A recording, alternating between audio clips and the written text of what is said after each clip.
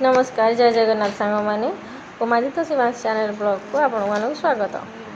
मु बर्तमान blog start कर सका 7टा हो बर्तमान घर घर सब ओलाओली कर सारी भात ये बसई क्षीरटा आग सीझेदेली काली क्षीरटा था सीझे नी क्षीर सीझे ये रखी चा मुझे चा कर पीवाई क्षीर टे रखी मोर भात अलमोस्ट हवा उपर भात गाधे सारी भातटा बसई दूसरी लाइनटा पलैब ना तेना गाधा फाधा करदे भातटा बसई दूसरी पचे पछरे जहाँ कम शिवांश तो शोची से उठिनी बर्तमान सका 7टा हो देखो केते खरा माने खरा जो प्रबल बर्तमान घर भी खोला है केते खरा गेट खोलूँ केते खरा आज प्रबल गरम हम वर्षा छाड़ीगला ना जो वर्षा छाड़ी जाऊँगी गरमटा बेसी होता वर्षा पकाऊँ से शीत लगुच ये पाणीपाग से अलग प्रकार ये मुझे पनीपरिया सब काढ़ी रखी काटि आज टे सतुला टे करी आगे भजा करी लाइन जब रही तो भजा हम ना सतुलाटा करी भाई आग सतुलाटा बसईदेवी ये मुझे गोटे कांकणटे देखुली कांकणटा ना था भाजीदेवी कांकणटा ना सतुला पकेबी बैगण 2-3टा नहीं काटापी एटा छोट छोट बैगण कषि बैगण गुड़ा बेसी बुढ़ा है बुढ़ा नुहे भल बैगण गुड़ा कषि गुड़ा गोटे गोटे पकोड़ा है मैंने बाहर भल देखा भितर पकोड़ा कौन करिया बाहर दाम देखी जान ना आग बैगण काटिक आने कि ना ना जहाँ बाहर कौन करिया यहाँ कि भल अच्छी मजे पकोड़ा था गाड़ी पकईदेली पनीर काटिया के सहज ना आम गाँव में मुझे छुरी काटेनी सब पनीर बाहर पर मुझे छुरी जहाँ काटुची टे ना तो पनीर ही बहुत भल लगे काटापी तले बस आराम से पनीर काट सब बढ़िया बाकी ये पनीरटार टे दाढ़ ना यहाँ टे अंथराटा टे दाढ़ गले हम जे जो आंब काटी से दाढ़ मरी जाइए तार आंब काटिदे खटा अंश को दाढ़ मरी जाए कि आंब पणस अठा कौन करवा जहाँ अच्छी आडजस्ट करवा हाथ टे बाजिगला मोर काटगड़ कखाटा बहुत टाण कखाटा कषि कखार रही सीना नरम थाए यहाँ पाची ना यार मंजी गुड़ा काढ़ी तो मुझे भाजी देती देखी आपना गोटे ब्लग्रे मु मंजी सब काढ़ी भाजी देती कहीं मो पुअर मोर बहुत प्रिय हूँ कखारू मंजी भजा खावाई मो पुअर तो बहुत बढ़िया देदेलानी से कह ना ना मुझे खाइबी मुझे देवी मामा को देवी क्या देवी मुझे टिके दे तथा मुझे खाईदिए ताठू है एमती सब आ कौन कखार काटी सारे अल्प टे कखार पकड़ा बेसी पकईबानी खाली सतुला कर भंडा टे कखार टे न पकईब ताले कौन मनटा बुझ आम गाँव में जहाँ थी पनीपरिया आम गाँव तो भंडा सब बारी मानक आभेलेबल थाए कखारू तो बिलरे आभेलेबल थाए चाषी घर जेहेतु सब पनीपरिया सब हुए से एबे पनीपरिया बापा देह खराब चाषबास बेसी करना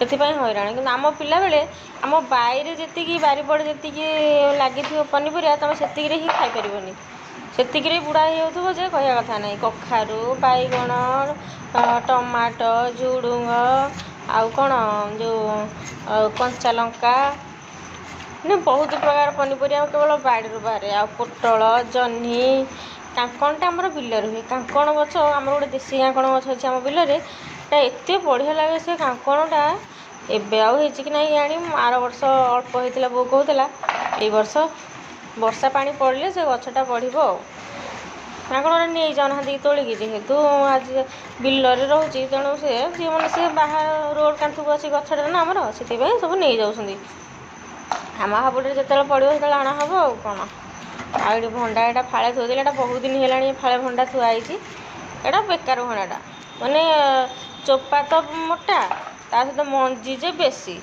तेणु फाड़े काटी काटी होनी तो चोपा आँचला बेलू हाथ कण हो खसी जाऊँगी हाथ से तैल हूँ छाड़ अच्छी तो पकईदे सतुला करदे आज तो कम शेष करदे पकईकि शेष करदेली जानी अमृतभंडार गोटे भल गुण कौन से तो देहपाई भल खराब कहती देहपाई तो भल हेटू माने सॉरी मु खराब कहीदे ना से भूल पाटर बाहर पड़ा तो देहपाई भल किंतु आपण हाथ जदि कला कला बासन बाजुथे कला हो कि बैगण आउ खंबा आलू हेरिका जदि काटुथे तो दाग हो जाए हाथ हाथ जदि कला हो ଆଉ ଯେଉଁ ଚିହ୍ନ ହେଇଯାଇଥିବ ହାତ ଗୁଡ଼ାକ, ମୋର ତ ହୁଏ, ମୁଁ ଜାଣିନି କାହାର ହେଉଛି କି ନାହିଁ, କିନ୍ତୁ ସମସ୍ତଙ୍କର ହୁଏ। ମୁଁ ଦେଖିଛି ଆମ ଗାଁରେ, ମୋ ବୋଉର ବି ହୁଏ, ଏମିତି କେତେ ଲୋକଙ୍କର ବି ହୁଏ, ସମସ୍ତଙ୍କର ହୁଏନି।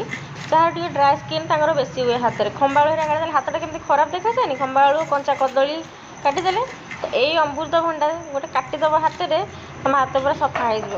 ମାନେ ଯେମିତି ପରିବା କାଟୁଛି ସେମିତି କାଟିଦେବ। ଯଦି ନ ଛାଡ଼ିଲା ବି, ଯାହା ଟିକେ ଟିକେ ଛାଡ଼ିଦିଅ, ଯଦି ନ ଛାଡ଼ିଲା ବି କ'ଣ କରିବେ, ତାର ଯେଉଁ ଚୋପା ଚାଞ୍ଚିକି ରଖିଥିବେ ଚୋପା, ସେଇ ଚୋପାରେ ହାତକୁ ଘଷିଦେବେ।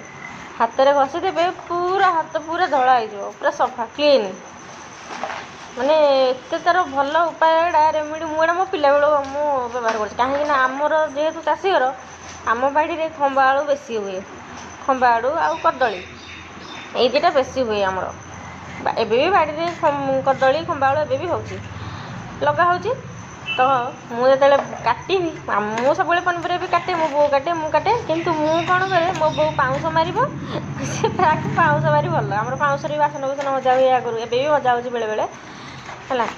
ତ ମୁଁ କ'ଣ କରିବି, ମୋ ହାତ ଯଦି କଳା ହେଇଥିବ, ଚୁପକିନା ଯିବି ଗୋଟେ ବାରିପଟେ। ଭଣ୍ଡା ତ ଅସଂଖ୍ୟ ଗଛ ଲାଗିଥିବ, ଲାଗିବ କ'ଣ, ସେ ମନକୁ ହେଇଥିବ। ଯେଉଁ ଭଣ୍ଡାକୁ ମଞ୍ଜି ବାହାରିବ, ସେ ମଞ୍ଜିଟାକୁ ଆମେ କାନ୍ଥରେ ପକାଇ ଦେଉ, ବାଡ଼ି ପଛପଟେ ପକାଇ ଦେଉ ମାଟିରେ, ସେ ମନକୁ ଗଛ ହେଇକି ସେ ଭଣ୍ଡା ଫଳିବ। ତ ସେଇ ଭଣ୍ଡାରେ ଗୋଟେ ତୋଳିକି ଧରିକି ପଳେଇ ଆସିବି, ଆଣିକି ତାକୁ ଚାଞ୍ଚି ଦେଇକି ତା ଚୋପାଟାକୁ ଆଣି ହାତରେ ମାରିଦେବି, ମୋ ହାତ ପୁରା ସଫା ହେଇଯିବ। ସଫା ହେଇଯିବ, କିନ୍ତୁ କାଟିବ ଟିକେ, ପୋଡ଼ିଲା ପରେ ଟିକେ ଡୁବୁକୁ ପୋଡ଼ିଲା ପରେ ଟିକେ ପୋଡ଼ିବ, କିନ୍ତୁ ବ୍ୟସ୍ତ ହେବନି। ହାତଟା ଧୋଇଦେଲେ ପୁରା ଠିକ୍, ଓକେ, କିଛି ଆଉ ପ୍ରୋବ୍ଲେମ୍ ହେବନି। ଏଇଟା ମାନେ ପିଲାବେଳର କଥା ଏବେ ବି ମନେ ପଡ଼େ। ଏବେ ବି ମୁଁ ସେଇ ରେମେଡ଼ି ମାନେ ୟୁଜ୍ କରୁଛି। ଭାବିଲା ବେଳକୁ ବହୁତ ଆଶ୍ଚର୍ଯ୍ୟ ଲାଗୁଛି, ଯାହା ହଉ ମୁଁ ସେଇ ରେମେଡ଼ି ଏବେ ବି ୟୁଜ୍ କରୁଛି, ଏବେ ବି ମୋର ଫାଇଦା ହେଉଛି। ଦେହଟା ବି, ହାତ ବି ସେଇଟା ସଫା ହେଇଯାଉଛି, ସେଥିପାଇଁ ମୋର ଭାରି ଖୁସି।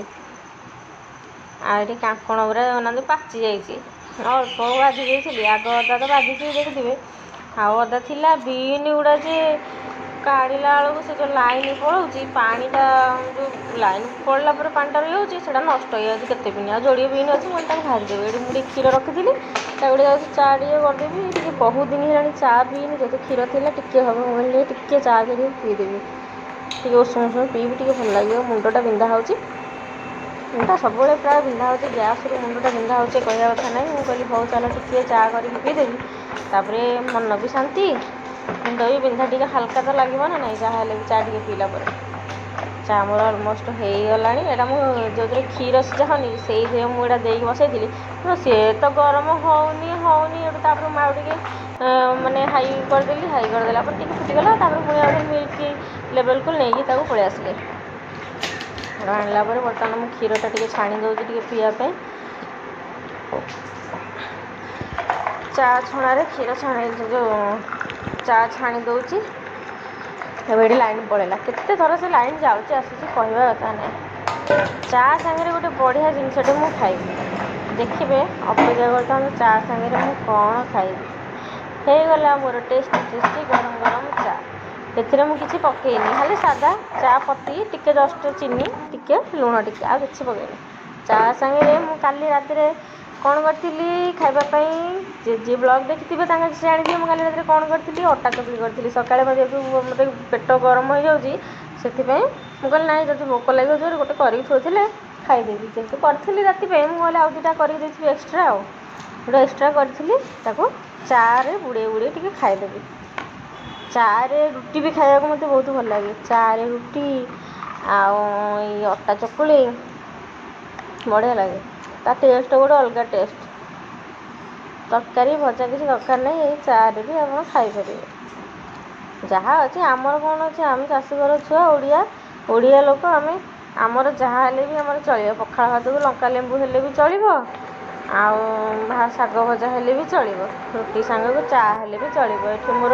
ଏଠି ମୋର ଚା ଯେଉଁ ବସିଗଲାଣି ସନ୍ତୁଳା, ଏଠି କାଟିକି ରଖିଛି ବିନ୍ସ, ଆଳୁ, କାଙ୍କଣ ଭାଜିବି ବୋଲି, ଟିକେ ଅଳ୍ପ ଭଜା, ବେଶୀ ନାହିଁ। ଆଉ ଏଇଟା ରସୁଣ 4-5 ଗଲା, ତାକୁ ଛେଚି ଦେଉଛି, ମୁଁ ତାକୁ ଛୁଙ୍କ ଦେବି। ସନ୍ତୁଳା ହେଇଗଲାଣି। ମୋ ପୁଅ ଉଠିନି, ସେ ଶୋଇଛି, ଆହୁରି ଉଠିବ ଆଉ। ସନ୍ତୁଳାଟା ହେଇଗଲାଣି, ତାକୁ ଟିକେ ଗୋଟା ଗୋଟି କରିଦେବା। ଗୋଟା ଗୋଟି କରିଦେଲେ ଟିକେ ମିକ୍ସ ହେଇଯିବ ଭେଜିଟେବୁଲ୍ ଗୁଡ଼ା। ମୋ ପୁଅ ସନ୍ତୁଳା କଲେ ଟିକେ ଆରାମରେ ଭାତ ଖାଇଦେବ। ସନ୍ତୁଳା ବେଶୀ, ଡାଲି ଅପେକ୍ଷା ବେଶୀ ସନ୍ତୁଳାରେ ସେ ଭାତ ଖାଇବ। ସନ୍ତୁଳା ନହେଲେ ମିକ୍ସ ତରକାରୀ ଯେଉଁଥିରେ ବୁଟ ଡାଲି ପକାଇକି ତରକାରୀ କରିଥିବେ ସେଇଟା ବି ବହୁତ ବଢ଼ିଆ ଲାଗିବ ନା। କାହିଁକିନା ମୁଁ ତ ମସଲା ମସଲି ପକାଉ ହିଁ ନାହିଁ, ବହୁତ ଟିକିଏ ଦେଖିଥିବି ମୋ ରୋଷେଇରେ ବହୁତ କମ୍ ମସଲା ମୁଁ ବ୍ୟବହାର କରେ, ବହୁତ ମାତ୍ରାରେ କମ୍। ଯଦି ମୁଁ କେବଳ ମୋ ପାଇଁ କରିଥିବି ଖାଇବା ପାଇଁ ତାହେଲେ ମୁଁ ଟିକେ ରାଗ ଟିକେ ପକାଏ ସେଥିରେ, ରାଗ ଟିକେ ମସଲା ଟିକେ, ନହେଲେ ମୁଁ ବହୁତ କମ୍ ମସଲା ବ୍ୟବହାର କରେ। ଲଙ୍କାଗୁଣ୍ଡ ବି ଜାଣିଥିବେ ପୁରା ମାନେ ନାଁକୁ ମାତ୍ର ଟିକିଏ, ନ କହିଲେ ବି ଭଲ, ମାନେ ଏମିତି ହିଁ ପକାଏ। ତାହେଲେ ଛୁଙ୍କ ଦିଆ ସରିଲା ସନ୍ତୁଳାରେ। ଆଉ ଏଇଟା ତ ଭାଙ୍ଗି ଯାଇଛି ଯେ ତଳ ଭାଙ୍ଗି ଯାଇଛି, ସେ କେତେବେଳେ ତାତୁଛି କେତେବେଳେ ତାତୁନି, ସେ ପ୍ୟାନ୍ଟା କେତେବେଳେ ତାତି ଯାଉଛି ବେଶୀ ତାତି ଯାଉଛି, କେତେବେଳେ ତାତୁନି ସେ ସୋରିଷ ବି ଫୁଟୁନି, ମାନେ ଏମିତି ହଇରାଣ କରୁଛି ମୋତେ କୁହନି। ଇଆଡ଼େ ଲାଇନ୍ ଯାଉଛି, ଇଆଡ଼େ ଇଏ ଠିକ୍ ଟାଇମ୍ରେ ବେଳେବେଳେ ହଇରାଣ କରିବ। ସନ୍ତୁଳା ମୋର ଅଲମୋଷ୍ଟ ହେଇଗଲା, ତାକୁ ଆଉ ଟିକେ ଖାଲି ଫୁଟାଇ ଦେଲା ପରେ ସେ ସରିଗଲା ସନ୍ତୁଳା। ଟିକେ ଛୁଙ୍କ ଦିଆହେଲା ପରେ ଟିକେ ତାକୁ ଫୁଟାଇ ଦେଲେ ତା'ର ଗୋଟେ ବାସ୍ନାଟା ମିଶିଯିବ ନା ଭିତରେ, ତେଣୁ ଇଏ ଶେଷ। ତାପରେ ଯାଉଛି ଭଜା ଟିକେ କରିଦେବି। ମୋ ପୁଅ ଏଥର ଖୁଦିମୁଦି ହେଲାଣି, ସେ ଉଠି ପଡ଼ିବ। ଭଜା ବସାଇଦେଲି ମୁଁ, ଏଥିରେ ଖାଲି ହଳଦୀ ଟିକେ, ଲୁଣ ଟିକେ, ଟିକେ ଲଙ୍କାଗୁଣ୍ଡ ପକାଇଦେବି, ଆଉ କିଛି ନାହିଁ। ସେତିକିରେ ତ ହେଇଯିବ ଆଉ। ଭଜା ତ ସାଧା ଭଜା ମୋ ପୁଅ ଖାଇବ ଆଉ। ଦେଖୁନାହାନ୍ତି ମୁଁ କେତିକି ଟିକେ ଲଙ୍କାଗୁଣ୍ଡ ପକାଇଲି, କହିଥିଲି ନା ବେଶୀ ପକାଏନି, ଟିକିଏ ହାଲକା ଟିକେ ଲଙ୍କାଗୁଣ୍ଡ ପକାଏ। ହଁ, ଏଇଟା ମୁଁ ଯେହେତୁ ମାନେ ପଛରେ ଦେଉଛି ଆବାଜଟା, କଥାଟା ମୁଁ ପଛରେ କହୁଛି ନା, ସେଥିପାଇଁ ମୋ ପୁଅ ଆସୁଛି ମଝିରେ କ'ଣ କହୁଛି ଆଉ। ତେଣୁ ସେଟାକୁ ଇଗ୍ନୋର କରିବେ, କିଛି କଥା ନାହିଁ। କାହିଁକିନା ଏଇଟା ମୁଁ ଭିଡ଼ିଓ କଲାବେଳେ ମୁଁ ଏଇଟା କହୁନି, ଏଇଟା ଭିଡ଼ିଓ କରିସାରିଲା ପରେ ମୁଁ ଏଇଟା ପୁଣି ଆଉ ଥରେ କହିବାକୁ ପଡ଼ୁଛି। କାହିଁକିନା ଭିଡ଼ିଓ କଲାବେଳେ, ରୋଷେଇ କଲାବେଳେ ଆଉ ଭିଡ଼ିଓ କରି ଦେଉଛି ସିନା, ଆଉ କହି ହେଉଛି କି ସବୁ କଥା କହି ହେଉନି। ବର୍ତ୍ତମାନ ମୁଁ ଆମ୍ବ ଯେଉଁ କାଟିକି ରଖିଥିଲି, ଆମ୍ବ କାଟି କହୁଛି ଗୋଟେଇଥିଲି ଯେଉଁ ପ୍ରଥମ ଗଛର ଆମ୍ବଟା, ସେଇ ଆମ୍ବଟାକୁ ରଖିଥିଲି 2 ଦିନ ହେଲା, ପାଚି ନଥିଲା, ତ ତାକୁ ଆଜି କାଟିକି ଆଣିଛି। ଠାକୁରଙ୍କ ପାଖରେ ଟିକେ ଲଗେଇଦେବା, ପୂଜା କରିଦେବା। ଠାକୁରଙ୍କୁ ଉଠାଇ ଦେଇ ଠାକୁରଙ୍କ ପୂଜା ସରିଲାଣି, କିନ୍ତୁ ଫୁଲ ଆଣିବାକୁ ଯାଇନି। ଫୁଲଟାକୁ ମୁଁ ଆଣିକି ପଛରେ ଦେବି ଆଉ। ମୁଁ ରୋଷେଇଟା ସରିଯାଉ, ତାପରେ ତଳକୁ ଯାଇନି, ତଳକୁ ଗଲା ପରେ ଫୁଲ ଟିକେ ଆଣିବି। ଗେଟ୍ ଖୋଲିନି, ଗେଟ୍ ବି ଖୋଲିବି। ଏଠି ଭଜା ହେଇଗଲାଣି। ଲାଇନ୍ଟା ଯଦି ପଳାଉଛି, କାଲି 2 ଦିନ 3 ଦିନ ହେଲା ବହୁତ ହଇରାଣ ହେଇଥିଲି। ଏଠି ମୋ ପୁଅ ଉଠିକି ଫ୍ରେଶ୍ ହେଇଗଲାଣି, ସେଇ ଭିତରେ ଫୁଲ ତା ଭିତରେ ତୋଳିକି ଆଣିଲୁ ମା ପୁଅ ଯାଇକି। ମୋ ପୁଅ ବ୍ରେକଫାଷ୍ଟ କରିନି, କରିବ। ଏଇଠି ବର୍ତ୍ତମାନ ସେ କହିଲା ମାମା ମୁଁ ଟିକେ ଦୀପ ବୁଲେଇବି, ସେ ଗାଧୋଇ ସାରିଲାଣି ମ, ବ୍ରେକଫାଷ୍ଟ କରିନି, କରିବ ଆଉ। ଗାଧୋଇ ସାରିଲାଣି ଖାଲି ଆଉ। ଶିବାଂଶ ଆଜି 10ଟା ବେଳକୁ ଉଠିଛି, ଆଉ ଏବେ ଲାଇନ୍ ଗଲା। ରୋଷେଇବାସ କରିଦେଇଛି, ଲାଇନ୍ ଗଲା। ଆଜି ହଇରାଣ ହେବାକୁ ପଡ଼ିଥାନ୍ତା। ଆଜି ଟିକେ ଲାଇନ୍ ଥିଲା ସକାଳେ। ଗାଧୋଇ ସାରିଲାଣି, ଫ୍ରେଶ୍ ହେଇସାରିଲାଣି, ଖାଲି ଖାଇବ ଆଉ। ଆଜି ଆଉ ସେଇ ଗୃହରେ ବ୍ରେକଫାଷ୍ଟ ନାହିଁ, ସିଧା ମିଲ୍ ସରିଯାଇଛି ନା। ଏଇଟା ଭଜା, ସନ୍ତୁଳା, ଭାତ, ଏଇଟା ଆମ୍ବ ଠାକୁର ମାକୁ ଦେଇଥିଲି, ଏଇଟା ଆଣିଥୁ ଆଇଛି, ଏଠିକି ଆଣିକି ତାକୁ ଖୁଆଇବି ଟିକେ ଆଉ।